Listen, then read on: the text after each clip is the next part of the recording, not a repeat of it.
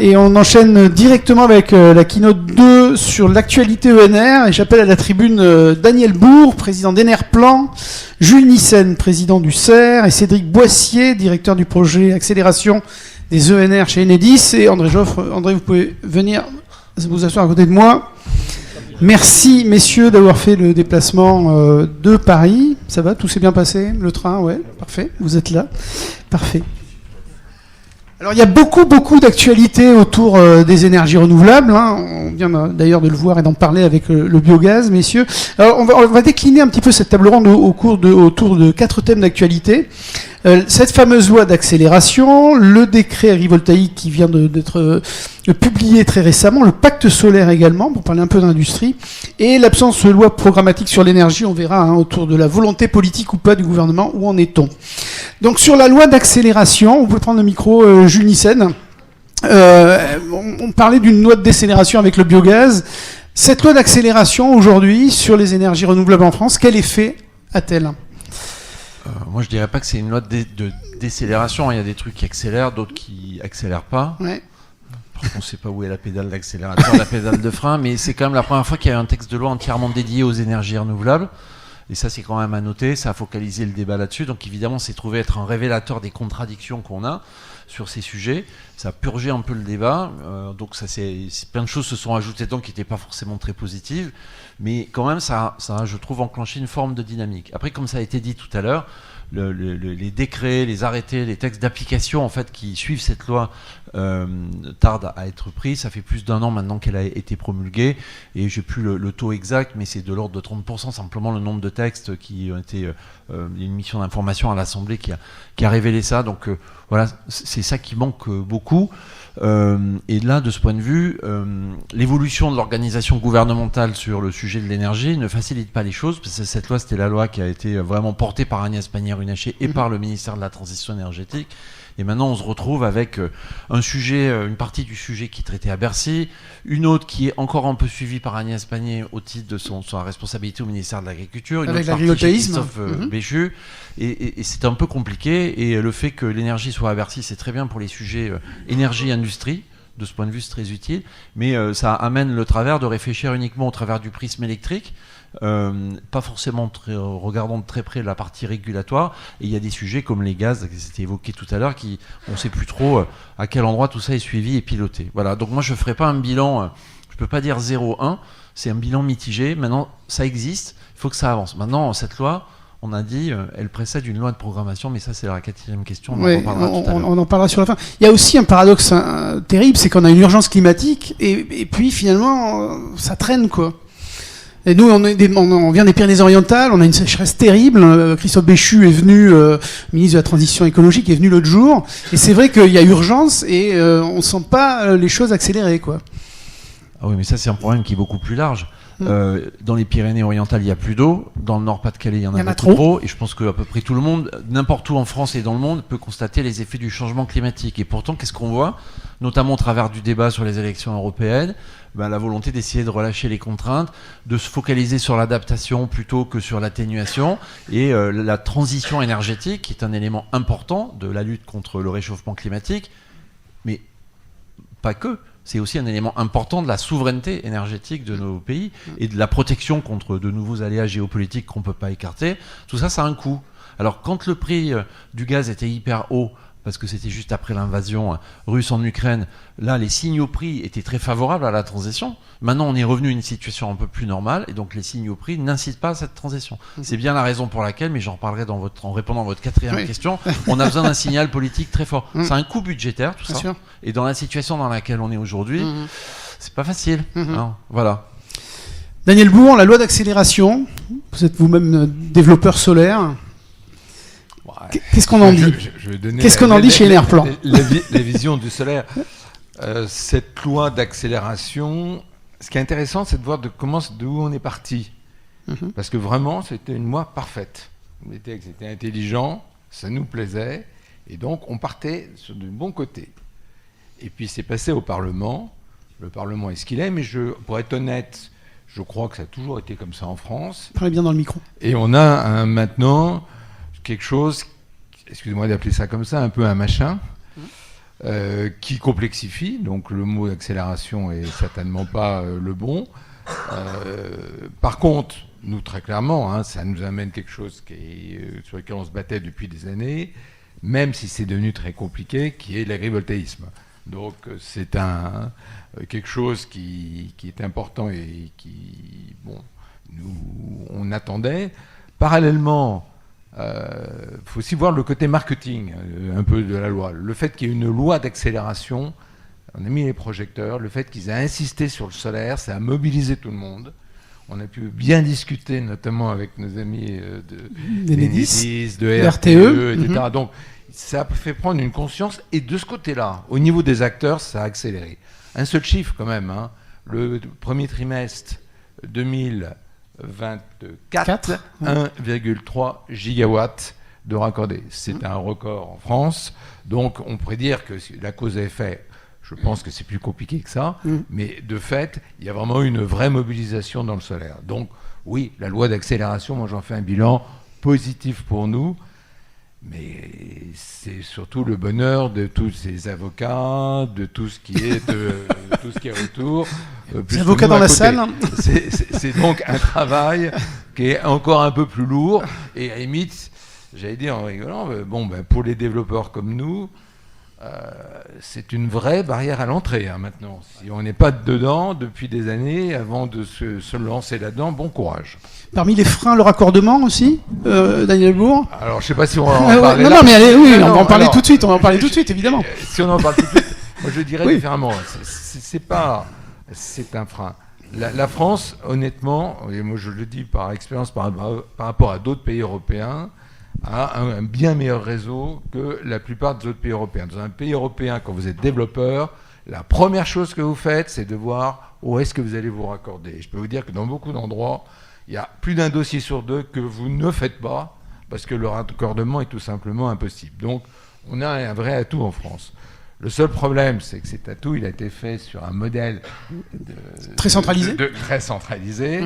On a décentralisé et donc on est rentré dans une autre phase.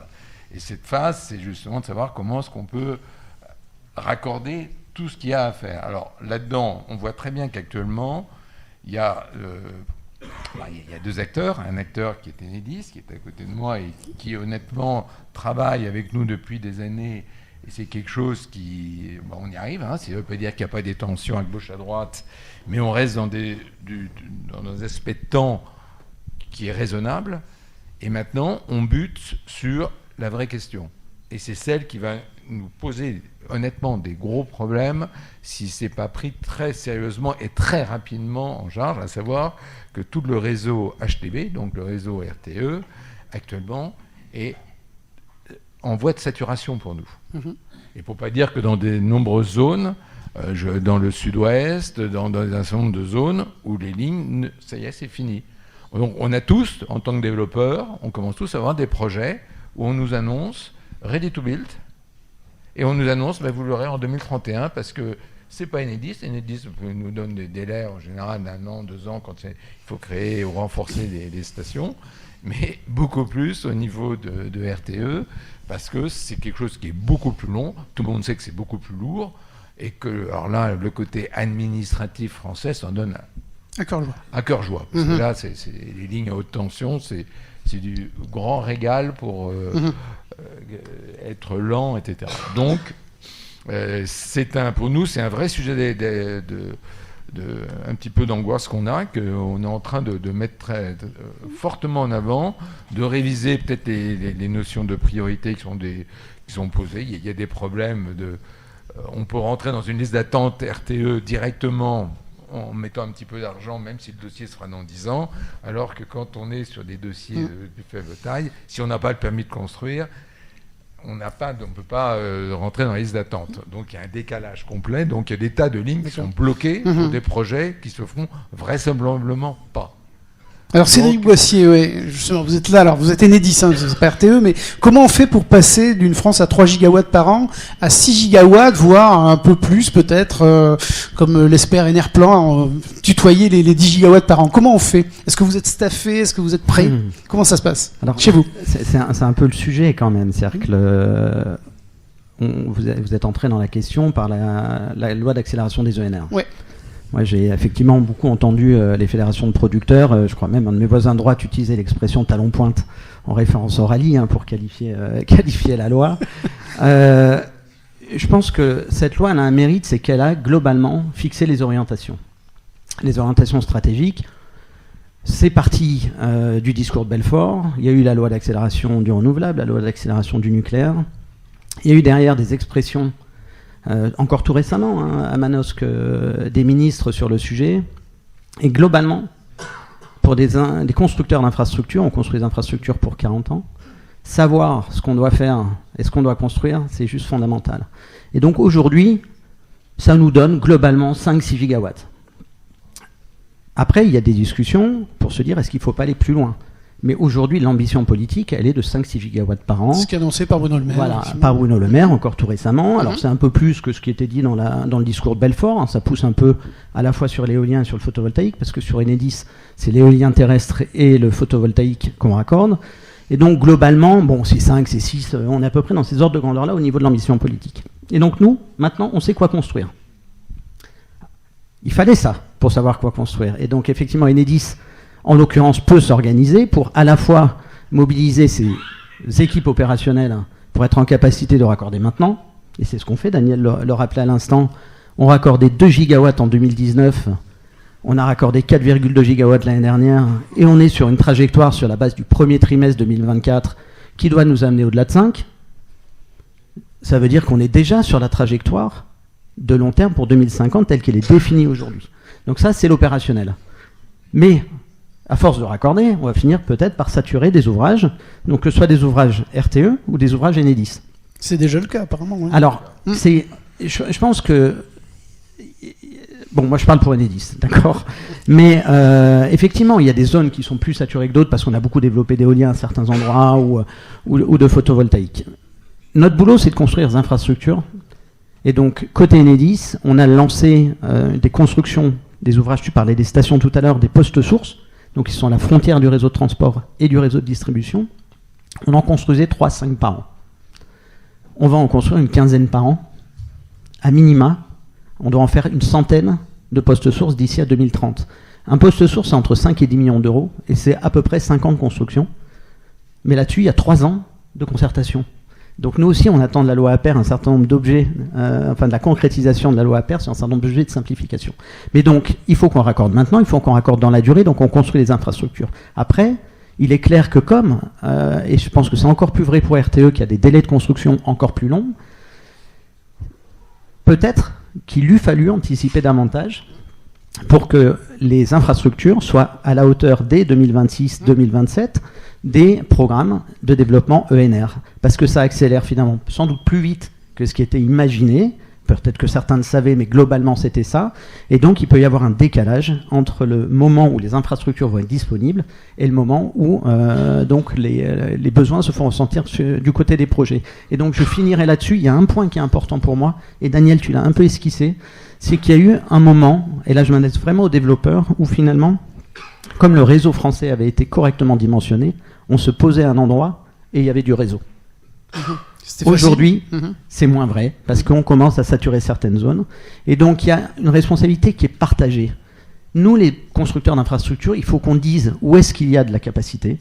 Et donc, on y travaille. Il y a un premier projet de cartographie qui a été présenté au comité régional de l'énergie Centre-Val de Loire tout récemment, pour dire aux développeurs, si vous vous mettez là, ça ira vite. Par contre, si vous vous mettez là où c'est saturé, ça sera très long. Et on aura des échéances comme tu l'évoques. Alors il faut qu'on le fasse avec RTE pour que les cartes soient parfaitement fiables. Mais ça, c'est un premier point, donner de la visibilité. Et puis après, vous, les développeurs, c'est identifier la question du réseau comme étant aussi un sujet. Ça l'était peut-être pas avant, mais ça l'est maintenant. Jules Dyssen, je voulais réagir. Oui, moi, je suis d'accord avec ce qui vient d'être dit. Ici, on est à Montpellier. C'est une ville qui est connue partout pour le développement de son tramway, qui était complètement lié aux zones d'aménagement. En fait, le tramway, ça crée de la valeur foncière. En fait, le développement de cette ville, je la connais bien parce que j'ai été son directeur général pendant 6 ans, s'est fait autour de ces grandes infrastructures de transport, principalement, à d'autres endroits aussi, mais principalement dans une logique qui est concertée. Et j'ai le sentiment qu'avec les réseaux électriques en particulier, c'est un peu vrai aussi pour les réseaux de gaz, mais c'est un peu différent. Pour les réseaux électriques, il faut passer dans cette même logique aujourd'hui, qui est une logique d'aménagement du territoire. Donc ça croise avec la question des zones d'accélération. Enedis est très présent aux côtés des maires pour les aider à élaborer tout ça. La France n'est pas une grande plaque de cuir, et je pense que les développeurs en sont parfaitement conscients. En même temps, c'est à eux aussi de trouver les endroits où on peut développer des projets. Il faut combiner les deux. 98 milliards d'euros d'investissement chez Enedis, 100 milliards chez RTE, ça fait peur. Mais c'est pas que pour les énergies renouvelables, je voulais aussi rappeler ça. C'est aussi pour l'adaptation du réseau au changement climatique, et c'est aussi et surtout pour alimenter des grands sites industriels en électricité. Moi, je suis arlésien, là de l'autre côté du Rhône, il y a un projet de ligne à très haute tension pour alimenter Fos-sur-Mer.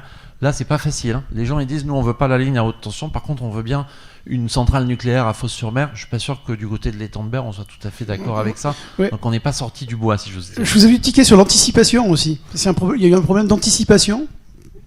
Ben oui, c'est vrai, mais c'est parce que c'est la résilience de la construction des réseaux, RTE en premier, Enedis ensuite, est très grande, et on n'a pas maîtrisé ça. Et je pense que pendant longtemps, on a eu un réseau presque surdimensionné. Cédric Boissier l'a dit. Donc tout ça, ça renvoie à ce qu'on traitera dans notre 4e question, qui est le besoin d'avoir de la visibilité pour relancer les investissements de long terme. Sinon, à la fin, c'est le réseau qui va bloquer, mais ce serait injuste de dire que c'est la faute des gestionnaires de réseau, des entreprises de distribution. On continue, quelques mots sur le décret agrivoltaïque donc, qui vient d'être publié. Vous pouvez en dire un mot ? Oui, moi je vais en dire un mot très général. Après, Daniel, il connaît le sujet beaucoup mieux que moi dans le détail. Ouais. Avant, il n'y avait pas de règles pour faire du solaire sur du foncier agricole. Et ça a commencé à donner lieu à des polémiques potentielles.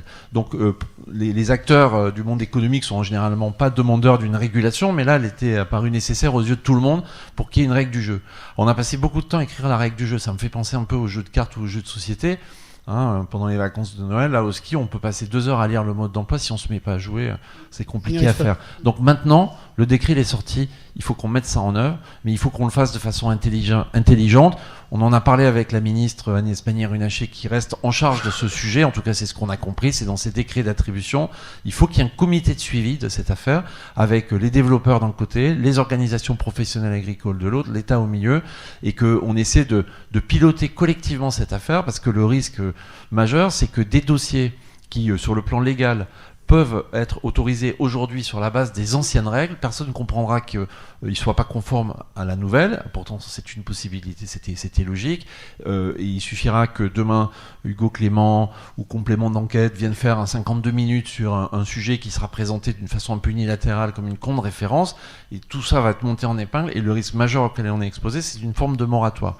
Comme il n'y a quasiment plus moyen de faire de solaire au sol en dehors des dispositions prévues par ce décret, qui a une partie agrivoltaïque qui doit être traité avec beaucoup de sérieux. L'agriculture, c'est la priorité. Et de l'autre côté, dans ce décret, il y a une disposition qui permet de libérer du foncier pour faire du solaire au sol sur des terres qui n'ont plus d'intérêt pour l'agriculture. Alors là, il y a un autre petit sujet. J'en parle rapidement ici, c'est que comme tout ça, ça découle d'amendements qui ont été votés à minuit ou 1h du matin, avec des conseillers ministériels épuisés, parfois on oublie de recroiser un peu. Et alors, les choses ont été écrites de telle façon qu'au fond, aujourd'hui, il y a une grosse contrainte sur le solaire au sol, y compris en dehors des terrains agricoles. Donc là, il y a une bataille qu'on est en train de mener pour que sur les terrains, alors si je le dis comme ça va être choquant, mais je le dis quand même et j'expliquerai après, les terrains forestiers, les terrains naturels, les sites dégradés, ce genre de choses, les friches, on ne demande pas aux chambres d'agriculture d'inscrire ça dans un document cadre au titre de l'intérêt que ça peut avoir pour l'agriculture. La chambre d'agriculture, elle va dire ce terrain agricole a plus d'intérêt pour l'agriculture. Ça, c'est sa responsabilité, mais pas sur le reste. Or, il y a toute une série de points d'intérêt au nom de la défense de la biodiversité, des paysages, qui essaient de bloquer au maximum et qui se servent de ce décret et de ces imprécisions et des imprécisions de la loi pour bloquer le développement du foncier au sol. Alors moi, je le dis à Enedis et après à RTE, si on continue comme ça, il n'y aura plus trop de problèmes de réseau pour connecter des installations solaires au sol, parce qu'il n'y aura plus d'endroit où le faire. Donc il faut qu'on soit très attentif, et ça, c'est la bataille qu'on doit mener dans les mois qui viennent. Merci beaucoup. Du coup, réaction, Daniel Bourg, ça n'accélère pas le processus, tout ça. Non, alors, l'agrivoltaïsme, il faut bien comprendre, c'est vraiment, au niveau d'Enerplan, c'est un cheval de bataille. Ça et l'autoconsommation, c'était vraiment quelque chose sur lequel on se battait depuis des années pour que ça sorte. Et l'autoconsommation, on peut considérer que c'est vraiment parti. L'agrivoltaïsme aussi, il est parti. Le seul problème qu'il y a, c'est que depuis le début, c'est bien le micro devant la bouche. On a toujours été très inquiet sur le fait que ça soit une sorte d'open bar et que sur n'importe quel terrain, on peut faire de l'agrivoltaïsme en se disant simplement, mais d'abord, quels sont les besoins? Parce que la surface agricole, elle est colossale. Et quand tout le monde sait que l'agriculture ne va pas forcément au mieux de sa forme, et quand on voit le prix de location d'un terrain qui va devenir une centrale solaire et le prix de location, un bail rural, il y a un décalage qui est énorme. Donc, nous, on a conscience depuis le début et on a alerté en disant attention, il y a des aspects sociologiques, il y a 400 000 exploitations agricoles. Nous, on a besoin, si on est dans les plus grands optimismes, de quelques centaines, voire de quelques milliers, mais maximum de projets agrivoltaïques. Donc, il y a décalage. Il n'y en aura pas pour tout le monde. Si jamais on arrive à ce qui se passe un petit peu actuellement, c'est-à-dire que ça a foncé, ce qui prouve le dynamisme des développeurs, l'attente du monde agricole. Tout le monde disait que les agriculteurs seraient contre. Certains disaient oui, d'un point de vue idéologie, mais la réalité, c'est que la plupart d'entre eux voient une belle occasion et qu'ils ont envie d'avoir des revenus complémentaires. Et donc, au lieu de faire quelque chose qui était un peu dirigé vers certains types d'agriculture ou certains types de terrains, on a laissé ça à chaque département le choix de faire ce qu'ils veulent. Ce qui veut dire que la Beauce, parce qu'il faut aussi être lucide, que les céréaliers sont souvent des entrepreneurs très dynamiques et qu'ils ont tout de suite compris. Ils ont des moyens. Et que ça risque de partir dans des endroits qui vont être des contre-exemples pour nous. Si la Beauce commence à se couvrir de panneaux solaires, là, les commissions d'enquête, etc., là, je veux dire, on les a à tous les coups. Donc, moi, je suis un peu tendu. Tu sais d'ailleurs que je suis souvent tendu, mais c'est un peu notre rôle. Et vous savez, on a, tout va bien. On a connu ce que c'est qu'un moratoire. Moi, je fais partie des entreprises qui ont réussi à survivre à une situation là. Il y a quand même eu beaucoup de morts à ce moment-là. Donc, on est vigilant sur ce qui se passe. Et c'est vrai que l'agrivoltaïsme, ce qui est vraiment, j'insiste, c'est une demande, c'est indispensable, les terres agricoles, et c'est intelligent parce que, effectivement, notamment dans l'élevage, on arrive à faire des choses très complémentaires qui ne posent pas de problème et qui ont beaucoup de sens. Et j'aimerais pas que ça soit gâché parce que, pour l'instant, c'est absolument pas canalisé. Un des faits actuellement, alors là, on peut tous le constater, c'est qu'au niveau des DDT, ils reçoivent tellement de dossiers actuellement que non seulement ils n'arrivent pas à les traiter eux, mais ça bloque tous les autres dossiers, y compris sur les terrains dégradés, y compris sur tout ce qui est à côté. Donc, on va devoir réguler. Pour moi, c'est certain. J'espère qu'on fera assez vite pour éviter que ça soit brutal et qu'on puisse le faire en concertation. Mais ceci étant, je pense qu'in fine, moi je le vois aussi dans toute l'Europe, ça se fait beaucoup. Il n'y a pas de raison que ça ne marche pas en France. À nous d'être intelligents. Après, il se pose des tas de questions et qui sont à mettre sur la table. Est-ce qu'il faut des projets qui fassent 100 hectares, 200 hectares, 300 hectares d'agrivoltaïsme ou pas, quelles sont les conséquences de telle et telle chose, et ainsi de suite. Nous, on pose vraiment ce débat qui n'a pas été posé. Et en fait, ils ont eu un seul souci, c'est de rendre ça acceptable sur le principe, donc en nous mettant à la française des règles à l'infini que personne ne pourra aller vérifier. Donc ça ne va pas empêcher les choses. Par contre, il y aura des études chaque année. Ça va quand même surenchérir le coût de l'agrivoltaïque. Donc ça va le rendre moins compétitif. Il faut en avoir conscience. De tout ce côté-là, je ne suis pas sûr qu'on ait pris la bonne voie pour le contrôle. Et justement de dire comment est-ce qu'on canalise. Mais on l'a fait de manière assez classique de chez nous. Cédric Boissier, le raccordement en milieu rural aussi, dans la ruralité. Oui, alors, là aussi, pour l'agrivoltaïsme. Oui, je vais pouvoir répondre sur ce point. Simplement, il y a un truc qui a été dit qui est très important, c'est finalement, il y a de l'administration, il y a des blocages, etc. Et dans la loi, la sortie de la loi APER, nous, on y voyait finalement un message envoyé à l'ensemble des services de l'État, un message clair sur le mix, il est fixé, il faut faire des énergies renouvelables, et donc à un moment donné, c'est une des priorités, et il faut que tous les services de l'État soient alignés. Donc on a vu quand même, moi j'étais directeur régional sur PACA, on a vu un certain nombre d'évolutions dans les positions.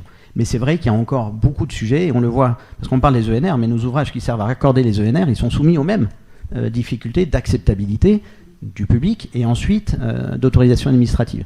Et donc je pense qu'il y a encore du chemin à faire, mais moi je suis plutôt optimiste parce qu'on voit quand même au niveau des services de l'État, au niveau national ou en région, quand même un certain nombre de mouvements. Après se pose la question de leur gréement, de leur capacité à faire, mais globalement voilà, cette loi elle avait aussi de mon point de vue ce mérite. Alors après sur l'agrivoltaïsme et le raccordement en milieu rural, la croissance des ENR, il y a 4-5 ans, elle était plutôt tirée par l'éolien qui faisait les 3/4 de ce qu'on raccordait chaque année. Ça continue, hein, on fait 1 gigawatt d'éolien terrestre tous les ans sur le réseau de distribution. La dérivée n'est pas très forte, mais globalement c'est constant. Et ensuite c'est le photovoltaïque qui a pris le relais avec des croissances effectivement très fortes. Ça a été le tout petit PV, parce qu'on en parle peu, mais le tout petit PV sur les panneaux sur vos toits hein, et sur le mien, aujourd'hui ça représente presque 1 gigawatt. C'est-à-dire que c'est presque l'équivalent du terrestre et c'est 200 000 raccordements par an. On pense qu'on fera 300 000 cette année. Et peut-être 400 000 en 2025. C'est nos projections. Donc ça pousse très très fort. Et longtemps, on a pu considérer que c'était un peu du détail en termes de puissance. Aujourd'hui, c'est quand même 1 gigawatt tous les ans. Donc c'est notable. Donc ça a été un élément de croissance. Ensuite, il y a eu les hangars agricoles. Les hangars agricoles, c'est pas de l'agrivoltaïsme, mais c'est déjà un lien très fort du photovoltaïque et des agriculteurs. Et ça, depuis 2-3 ans, c'est juste colossal en termes de croissance. Sur ce segment de clients, alors je parle de la basse tension de taille importante, en général ce sont des projets comme ça. On en faisait 6 000 en 2022, on a fait 9 000 l'année dernière. Je ne vais pas vendre la peau de l'ours parce qu'il y a eu 3 mois en 2024, mais je pense qu'on va faire entre 14 000 et 16 000 cette année. Donc on est sur des ruptures de trajectoire qui sont colossales. Et là, effectivement, en général, les hangars agricoles sont à des endroits où à l'époque, quand on a construit le réseau, il y avait une ferme avec très peu de consommation électrique, donc on a tiré un réseau qui correspondait à ça. Et donc quand il y a des fortes puissances à distance, c'est là effectivement on peut se retrouver avec la nécessité de construire des infrastructures, des postes sources, de renforcer le réseau, etc. Et donc l'agrivoltaïsme maintenant, donc tout ça pour dire que le lien entre le solaire et l'agricole, il existe déjà fortement. Et il contribue, je pense aussi, à l'équilibre économique évidemment des exploitations. L'agrivoltaïsme, nous, on le met dans nos perspectives de développement. J'ai parlé de ce qui avait fait le développement passé. Il y a 2 objets qui, vus de nous, vont vraiment constituer les ruptures sur les prochaines années. C'est la solarisation, notamment des parkings, et c'est l'agrivoltaïsme. On pense qu'on va arriver les projets chez nous, en masse, hein, plutôt fin 2025, début 2026, le temps de l'instruction, du développement, etc. Et donc, ça, c'est un premier point. Et donc, qu'est-ce qu'on fait aussi pour s'adapter à ça? C'est qu'on demande à nos équipes en région, à nos directeurs régionaux et à leurs équipes, d'aller au contact des champs d'agriculture. Parce que là, pour le coup, les positions, ce qui nous remonte, c'est que les positions en France sont quand même très variables, d'une chambre d'agriculture à l'autre, et nous, on a besoin, et rien ne se fera sans ces instances-là, et donc on a besoin de savoir un petit peu, d'avoir la tendance, pour éventuellement anticiper les constructions d'ouvrages, pour être au rendez-vous quand les projets arriveront. Merci. Alors, on va maintenant passer à la partie pacte solaire, à la partie industrie. Je sais que c'est quelque chose qui vous tenait à cœur à tous les trois d'ailleurs. Jules Nyssen, le pacte solaire, la partie industrie en France, on en est où? Mais ça nous tient à cœur. Pourquoi? Parce que l'énergie solaire, c'est l'énergie de demain. C'est pas celle qui va se substituer à toutes les autres, mais c'est quand même un énorme potentiel. Le marché européen, c'est 60 gigawatts par an. Et la France a, ou avait, je ne sais pas exactement comment il faut dire, 3 usines. Il y en a une qui est sur le point de fermer, une autre dont on n'entend plus trop parler, la dernière survit. Et il y a quand même quelque chose qu'on ne comprend pas très bien. Comment dans un marché qui a une telle dynamique, il n'y a plus d'acteurs industriels? Et d'où ça vient? Alors les causes, on les connaît très bien. C'est une surproduction chinoise, sans doute subventionnée, même si ce n'est pas très clair. En tout cas, la Commission européenne a engagé une enquête. Les États-Unis qui ont fermé leur marché par différents moyens, et l'Union européenne qui reste la seule à respecter strictement les règles de l'OMC. Donc là, il y a un truc qui ne va plus. Il y a un truc qui ne va plus. Donc certes, le panneau solaire, c'est pas un flux comme l'était le pétrole, mais enfin ça peut quand même créer une dépendance. Donc par ailleurs, en termes d'acceptabilité sociale, dire je vais raser des forêts pour installer des panneaux chinois, c'est pas très vendeur. Je crois Arnaud Montebourg a dit vous installez du solaire, vous faites des chèques aux Chinois. Enfin moi j'ai rien du tout contre les Chinois, mais c'est sûr que ça tue toutes les discussions publiques et les problèmes d'acceptabilité. Il y a un enjeu de construction industrielle derrière ça. Donc le pacte solaire, c'est la toute première étape de quelque chose qui devrait ensuite se déployer au travers de ce qu'on appelle NZIA, qui est la réponse de l'Union européenne à l'IRA américain.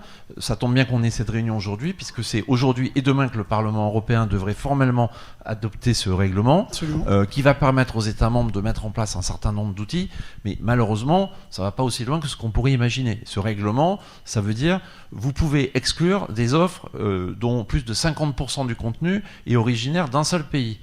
Donc il y a quand même pas mal de moyens pour le pays en question de contourner ça en allant installer des usines au Vietnam ou ailleurs. Il manque une petite étape. Alors la France est très pushy pour y arriver. Consiste à dire, en fait, vous pouvez éliminer les offres qui n'ont pas au moins 50% de contenu européen. Ça serait une autre façon de prendre le problème. En tout cas, bon, ça démontre pour l'Union européenne un vrai changement de culture. Et le pacte solaire, dont on discutait tous depuis très longtemps, est une façon d'anticiper un peu ça et d'afficher une volonté. Après, dans la pratique, ces retombées sont, à mon avis, à ce stade un peu limitées. Ce qui met en place, c'est un principe d'Induscore, qui est une manière, comme le Nutri-Score, de compter de façon très simple le nombre d'étapes de réalisation d'un panneau solaire en France. Nous, on aurait aimé que cet Induscore puisse être discriminant dans les tarifs de rachat, dans les appels d'offres. Le gouvernement ne veut pas en entendre parler pour l'instant pour des raisons liées à l'OMC, mais ça pourra peut-être évoluer. Mais ce qui est important, c'est que ça a permis à Bruno Le Maire, alors qu'on n'a toujours pas de PPE, de réaffirmer l'objectif de 100 gigawatts à l'horizon de 2035.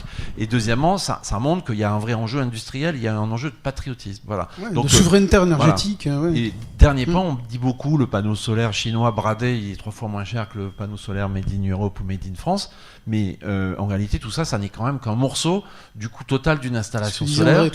Et donc, il faut quand même aussi un peu relativiser tout ça, parce que c'est pas l'installation totale qui va coûter 3 fois plus cher. Dernier point, il n'y a pas beaucoup d'autres pays européens où il y a des projets nouveaux de gigafactories de production de panneaux solaires. Nous, on en a 2, un à Fos-sur-Mer, à côté c'est Carbone, l'autre c'est Holo-Solis en Moselle. C'est quand même un joli enjeu pour la France en termes industriels.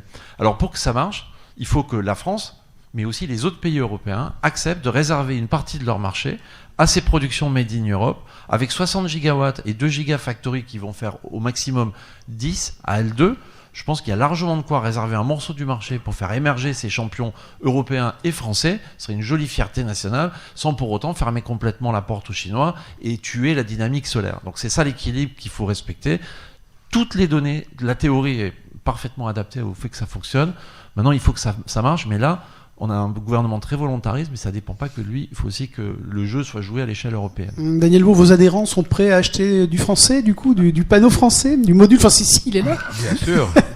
Vous êtes engagé, vous avez signé la charte. Effectivement. Alors moi, je l'ai signé en tant que général du solaire, mais le Enerplan l'a signé, je dirais, aussi en tant que tel. C'est André qui l'a signé. C'est André qui était là-bas, effectivement. Bon, j'ai pas grand-chose à rajouter à ce que dit Jules. Simplement, je trouve que le gouvernement français se bat bien, mais il reste très timoré. C'est-à-dire que il y a des choses qu'il faut y aller. L'Europe ne se mettra pas contre si on commence à donner directement des bonus, si on utilise des panneaux européens. Et là, ils l'ont prévu plus ou moins sur le... je sais pas, c'est le Petit Sol où ils ont mis sur un arrêté. Et ils n'ont pas pris ce qui est le plus simple. Or, on a déjà, on a quand même une entreprise française, Voltec, qui a besoin de soutien. Alors déjà, ce qui est étonnant, c'est que dans l'Induscore, elle n'en bénéficie pas. Ce qui est quand même étonnant, parce que elle est là, elle existe, et il faut quand même la protéger. Honnêtement, c'est des gens qui travaillent bien depuis des années et qui ont su, malgré les difficultés et les aléas, résister.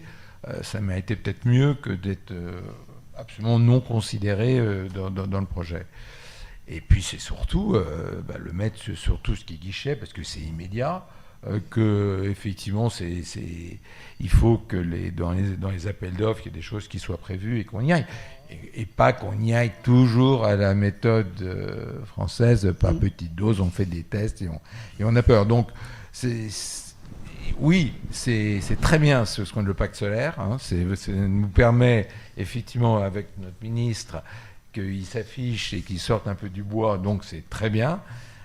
De l'autre côté, maintenant, il faut que ça rentre dans les faits et qu'on n'ait pas peur de ça. Parce que et Carbone et Holosolis, les deux gigafactories, ont besoin d'avoir du concret s'ils veulent attirer des financiers dans les projets. Et ces entreprises ont aussi besoin d'énergie, et je crois que là aussi, Enedis et RTE, vous soutenez ces projets industriels. Vous m'avez dit, un responsable en PACA, donc vous connaissez un petit peu ce projet sur Fos. Vous allez amener de l'énergie aussi à ces usines. Alors oui, Jules l'a esquissé tout à l'heure, c'est-à-dire que l'alimentation électrique pour la décarbonation de Fos, donc il y a effectivement le projet carbone, mais il y a aussi des projets de data center. Absolument. Et puis après toute la décarbonation des entreprises historiques. Oui, il va falloir beaucoup d'énergie, donc il y a la ligne 400 là, qui est évoquée à l'instant pour alimenter Fos, qui fait couler pas mal d'encre en ce moment. C'est aussi quand on pense décarbonation, on pense grande industrie, on pense RTE, mais mine de rien, Fos-sur-Mer, pour nous, les projets, ça veut dire 2 nouveaux postes sources. Donc on a aussi des infrastructures associées à la décarbonation de l'industrie. Il faut qu'on en construise et qu'on soit en rendez-vous, parce que très entre nous, ça serait quand même pas très confortable pour Enedis si Fos-sur-Mer pouvait se décarboner, mais que les projets soient bloqués parce qu'il manque de postes sources. Donc évidemment, on y travaille, on y travaille, mais oui. Donc il y a ce sujet-là. Après, bon, le pacte solaire, c'est en dehors de mon scope de responsabilité, mais néanmoins, moi je partage que ça fait partie de l'acceptabilité globale du truc. On n'arrivera pas à concilier réindustrialisation et transition écologique dans les règles actuelles, c'est ce que dit exprimé Jules. Et à un moment donné, Enedis achète plus de 90% de ses matériels en France. On le fait quasi jamais en dehors de l'Europe, parce qu'on a un modèle qui le permet, mais quelque part, je pense que les 100 milliards d'investissements qu'on va faire, évidemment, ils vont finir au bout d'un moment sur la facture des Français. Si on est capable de dire, quand même, cet argent, il a aussi servi à réindustrialiser le pays, ou en tout cas faire fonctionner des entreprises, créer de l'emploi, ça contribue à l'acceptabilité du truc et de nos ouvrages. Donc je pense que ça, on peut faire la transposition avec les producteurs qui ont un peu le même sujet finalement. On a des sujets qui sont assez proches en termes de problématiques. André Joffre, juste sur la réindustrialisation, on aura besoin aussi d'innovation pour industrialiser. Là, le pôle Derby a tout son rôle à jouer, justement, en matière d'innovation. Et oui, non, en fait, moi d'abord, je vous remercie d'être venu parce que ça éclaire de jour nouveau un petit peu les choses. C'est vrai que souvent en région, on n'a pas le même sentiment que ce que vous pouvez avoir à Paris avec la proximité des décideurs. Pour revenir sur des choses concrètes, en fait, les progrès qui ont été faits sur notamment les prix du kilowattheure solaire produit, etc., il ne faut pas oublier qu'il y a deux raisons. C'est d'une part la massification des productions, et lorsqu'on est sur des produits à faible contenu minier, en fait, puisqu'il n'y a pas de matière première coûteuse dans ce panneau solaire, bien plus on fabrique, plus les prix baissent. C'est l'industrie de transformation. Et puis le deuxième aspect, c'est qu'on augmente les rendements des panneaux. Et ça, c'est de l'innovation.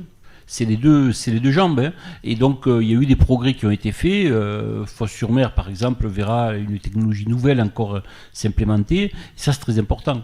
Et donc, mais au-delà on l'a dit, hein, le panneau solaire, finalement, ça va représenter qu'une toute petite partie du prix des installations. À terme, ça coûtera presque plus rien. Et en fait, c'est plus la production d'électrons qui va coûter de l'argent, plutôt que sa mise en œuvre, sa valorisation.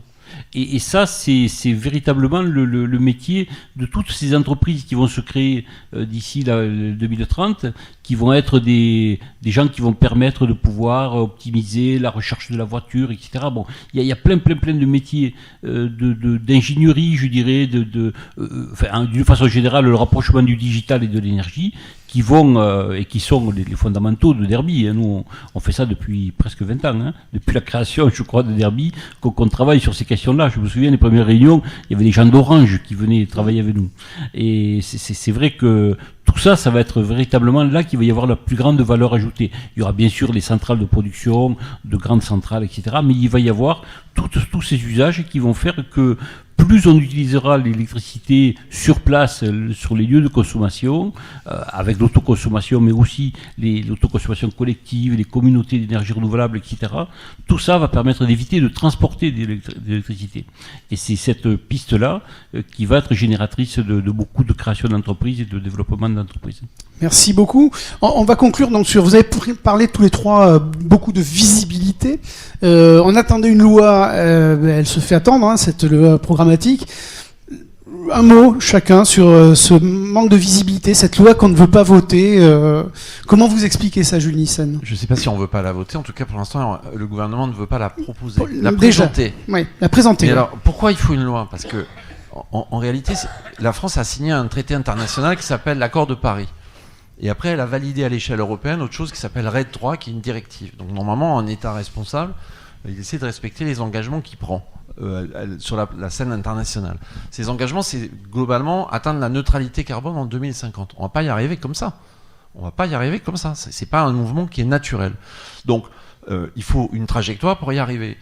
RTE et l'ADEME ont fait des travaux remarquables. Avec RTE, il y a une confusion parce que les gens pensent que c'est une prévision. Comme RTE faisait avant, pour travailler à l'équilibre du système électrique, en faisant des prévisions, des projections, des tendances. Là, c'est devenu autre chose. Je sais à quel point je veux arriver en 2050, et voilà comment il faut que je fasse pour y arriver. Donc là, ce qui est en train de se passer, c'est qu'on dit, mais en fait, RTE, vous racontez n'importe quoi. Vous avez fait des perspectives de croissance de la demande d'électricité qui sont complètement déconnantes. Et au journal de 20h, on entend, en 2023, la consommation d'électricité a diminué. C'est quelle bonne nouvelle ? Mais non, c'est pas du tout une bonne nouvelle. La bonne nouvelle serait d'avoir fait diminuer la consommation finale d'énergie et là-dedans d'avoir augmenté la part de l'électricité et d'avoir remplacé les fossiles par du gaz renouvelable et d'autres formes d'énergie. Donc cette histoire-là, elle n'est pas spontanée, elle n'est pas portée par les forces de marché et elle n'est pas forcément bien comprise par tous nos concitoyens. Donc il faut qu'elle soit écrite quelque part et qu'il y ait cette perspective. Ensuite, on ne produit pas, nous, des énergies renouvelables pour le plaisir de les produire. On les produit pour répondre à une demande. Donc ce qui prédomine, c'est d'abord comment je transforme la consommation et derrière, je dois mettre en œuvre le système de production pour répondre. Le problème, c'est que c'est des délais. On a parlé des réseaux, c'est très long. Mais même les projets d'investissement, même une centrale solaire, ça prend du temps. Éolien, c'est encore plus long. Et je ne parle pas de l'éolien en mer, dont les délais sont extrêmement longs. Donc on n'est pas dans de la réaction au jour le jour. Donc il y a eu une commission d'enquête il y a 1 an et demi sur la soi-disant perte de souveraineté énergétique de la France. En fait, elle n'a jamais eu sa souveraineté énergétique depuis l'avènement des fossiles. Mais qui a démontré qu'on ne pouvait pas prendre des décisions comme ça, sans débat public, sans transparence. Et c'est quand même pas des petites choses. Ça engage l'avenir du pays à plusieurs décennies. Donc peut-être que dans quelques années, il y aura une autre commission d'enquête qui s'interrogera sur les raisons pour lesquelles aujourd'hui, on n'a pas pris les bons virages. Donc après, moi, je sais bien que l'Assemblée nationale est en majorité relative. Je sais bien que c'est compliqué. Mais là, on est dans une période d'élection européenne. On pourrait aussi dire, ben voilà, plutôt que d'essayer de faire, comme le Canada Dry, d'imiter les boissons alcoolisées sans l'alcool, affichons quelque chose d'intelligent en disant on est pour le pacte vert, on est pour le Green Deal, on est pour le Fit for 55. Ben, on présente en France un projet de loi de transition énergétique sur la consommation, sur la production. Et après, mesdames et messieurs les députés, prenez vos responsabilités par rapport à ça. Et comme ça ne va pas arriver comme ça, une autre solution serait que des députés, il y a déjà eu une première tentative, fassent ce qu'on appelle une proposition de loi, mettent un projet sur la table. Là, ça a été fait par Europe Écologie Les Verts. Dans le cadre de leur niche, c'était un peu politicien, mais dans le cadre des débats, Julie Larnoz, pour Europe Écologie Les Verts, a dit « Nous, on est prêt à accepter la prolongation du nucléaire existant jusqu'à ce que l'autorité de sûreté dise que c'est plus possible. » Pour Europe Écologie Les Verts, c'est un pas qui est considérable. Bien sûr que ça valide pas le nouveau nucléaire, mais ça montre qu'il y a des compromis possibles. Donc on pense, nous, qu'il y a un chemin faisable et que si l'initiative est prise par le parlementaire, c'est bien. S'il n'y a pas tout ça, il faudrait au moins le discours de Belfort 2 ou l'équivalent pour donner une perspective politique à tout ça. Parce que j'ai très peur que la PPE toute seule, qui est un acte réglementaire, qui n'est pas rattaché à un objectif de consommation, pose un problème d'acceptabilité, de sécurité dans la durée. Et ensuite, il y aura bien quelqu'un je sais déjà à peu près qui d'ailleurs, qui ira attaquer le décret PPE en disant que comme il découle pas d'une loi de programmation, il n'est pas solide. Alors, le gouvernement a dû vérifier ça, je pense qu'ils sont à peu près sûrs de leur affaire, mais tout ça, ça va contribuer encore à embrouiller un paysage. À un moment, il faut prendre des décisions. Je pourrais en parler pendant des heures, mais je vais m'arrêter là. Sinon, je vais manger le temps du repas. Très bien, bravo, merci beaucoup. Daniel Bourg, sur ce sujet. Alors, je serais un petit peu plus tendre avec le gouvernement pour avoir vraiment bien suivi la loi APR et avoir vu le côté totalement déconnant, il n'y a pas d'autre mot, du choix politique des uns et des autres, et de faire une sorte de surenchère et d'aller n'importe où. Il voulait absolument une loi, elle l'a eu, sa loi, la loi d'accélération, mais tout à l'heure on disait tous, oh là là, cette loi d'accélération, elle est... c'est pas le travail du gouvernement. Ça a été très clairement le travail du Parlement. C'est le résultat du Parlement tel qu'il est et qui a réussi à faire ça. Aller se remettre sur la table actuellement toute l'histoire de la souveraineté, il risquait tout simplement de ne pas faire voter ça. Donc, moi, je comprends que dans un moment où, il y a le problème du déficit budgétaire. 2, il y a un prix de marché. Mine de rien, le prix de marché actuellement nous fait à tous beaucoup de mal. Ça, il faut en avoir conscience. Parce que ça veut dire que dans le budget de l'État, ça commence à coûter cher. Alors qu'avant, les ONR ramenaient de l'argent à l'État. Là, on est passé dans le côté négatif. Donc, tous ceux qui sont contre et qui disent et ainsi de suite, c'est un boulevard d'attaquer là-dessus.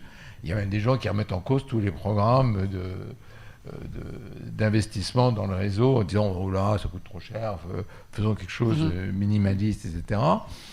Donc, honnêtement, je donne au gouvernement le fait qu'ils ont dû bien réfléchir là-dessus et de se dire c'était peut-être pas le moment de relancer ça.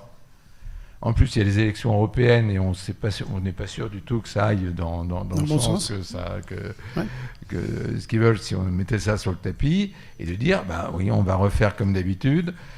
Ça, je suis d'accord que ça nécessitera un discours musclé pour redonner le côté vert, effectivement, dans ce qui est décidé, mais actuellement, ils ont honnêtement d'autres soucis. Donc, c'est vrai qu'on prend un peu ce qu'on a. Ce qui a été accroché par Bruno Le Maire à Manosque, pour nous, c'est pas un engagement très formel, mais il y a quelque chose, il y a au moins un chiffre qui est affiché pour le solaire. Bon, on va partir de ça.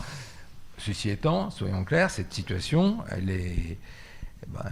pour nous tous, c'est pas de la grande visibilité. On va pas dire l'inverse. Mais justement, la visibilité. Alors j'ai commencé tout à l'heure en expliquant ce qui faisait, ce qui était positif, c'est qu'on a eu une forme de continuum dans l'ambition politique depuis Belfort. Après, je comprends qu'on ait besoin vraiment de savoir où on va aller dans la durée, d'avoir des outils réglementaires, législatifs qui soient solides. Donc ça, évidemment. Mais pour autant, aujourd'hui, on a effectivement, entre les dernières annonces à Manosque, ce qu'a sorti les tableaux de bord du secrétaire général à la planification écologique, Belfort, les lois, globalement, on a quand même une belle tendance sur le fait qu'il va falloir gentiment accélérer. Et pour nous, donc on sait qu'on va construire beaucoup d'infrastructures et plus que jamais, et qu'on va raccorder plus que jamais. Donc effectivement, on peut que militer pour avoir une vision précise et arrêter et caler une bonne fois pour toutes. Aujourd'hui, on a quand même de quoi bosser, on a de quoi faire. Et encore une fois, nous, notre boulot en tant que distributeur et responsable du réseau de distribution, c'est de faire en sorte qu'évidemment, tous les raccordements demandés par les producteurs soient possibles, et ce dans la durée, sur la base des ambitions telles qu'elles sont aujourd'hui. Après 5-6 gigawatts, ces dernières annonces, bon, globalement, on saura faire. Mais après, voilà, si ça doit être 10, on aimerait bien le savoir. Jules Nissen, allez-y. Je vérifie un point.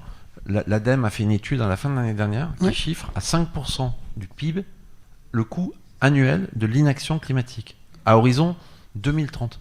Donc il y a des choses qui coûtent de l'argent, mais il y en a qui en coûteront encore plus tard. Ça, je suis bien d'accord. Et alors c'est grand absent aussi du débat des élections européennes. On n'en parle absolument pas. C'est dramatique, totalement dramatique. André Joffre, je vous laisse conclure. Oui, bah écoutez, cette superbe table ronde. On vous remercie encore, moi, messieurs. C'était très intéressant. Je vous remercie encore d'avoir fait le déplacement parce que je pense que nos amis d'Occitanie là auront compris l'intérêt qu'il y a aussi d'avoir des porte-voix au niveau national. Et bon, tout à l'heure, on me demandait quelle était la relation du pôle Derby avec les syndicats nationaux. Ben, je disais, écoutez, ils seront là tout à l'heure, vous verrez.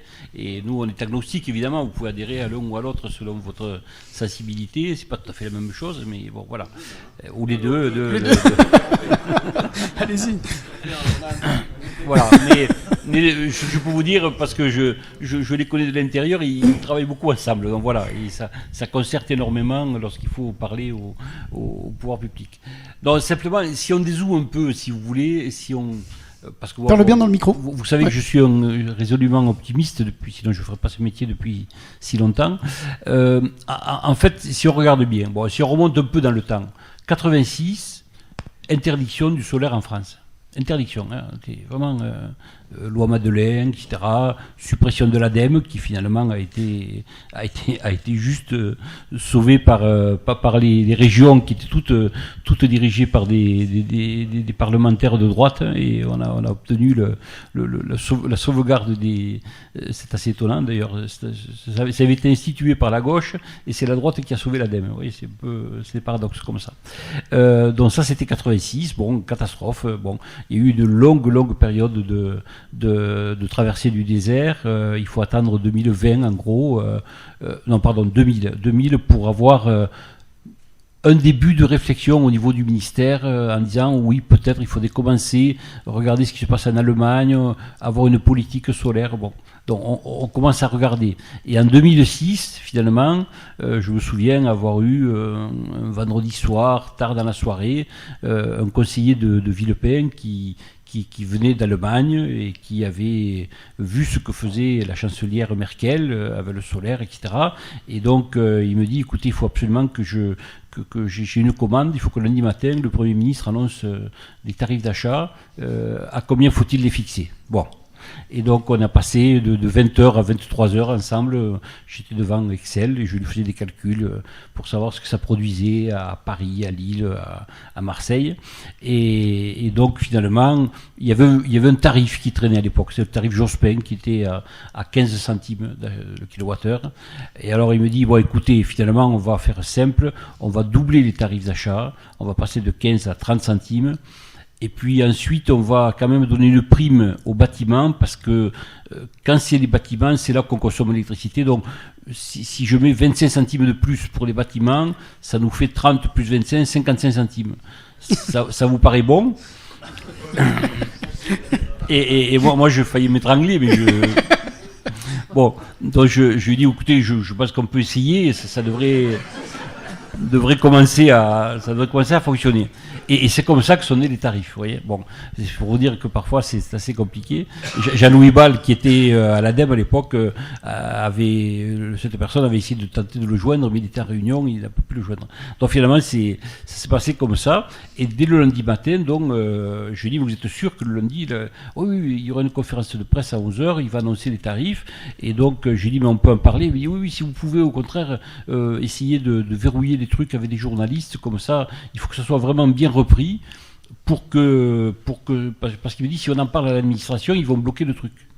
Alors, donc je connaissais quelqu'un qui travaillait à TF1 à l'époque, qui travaille toujours d'ailleurs, et je l'appelle et je lui dis, écoute, il y a un sujet, il va y avoir lundi un tarif qui va être annoncé. Et donc, elle me dit, écoute, monte à Paris. Donc je suis monté dans le week-end, il y avait Jean-Louis Ball le dimanche, sous la pluie, on a fait un petit sujet pour montrer ce qu'allaient être les tarifs du lendemain. Et on a fait l'ouverture du 20h le soir. Voilà. Et il m'a envoyé un petit mot, il m'a envoyé un SMS en me disant, merci pour le service après-vente.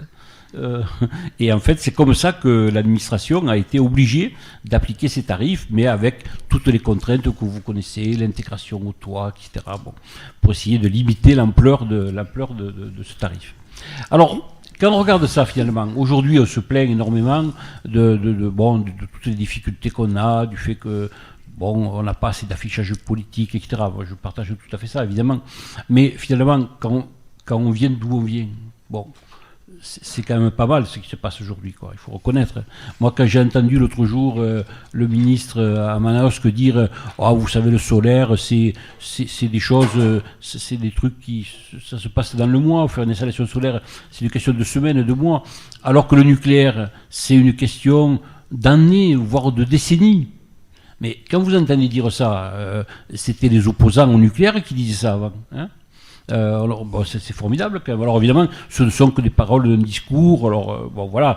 Mais je pense quand même que globalement, le fait que ce soit le ministère de l'Industrie. Alors je sais que Daniel était en amour pour Agnès Pannier-Runacher.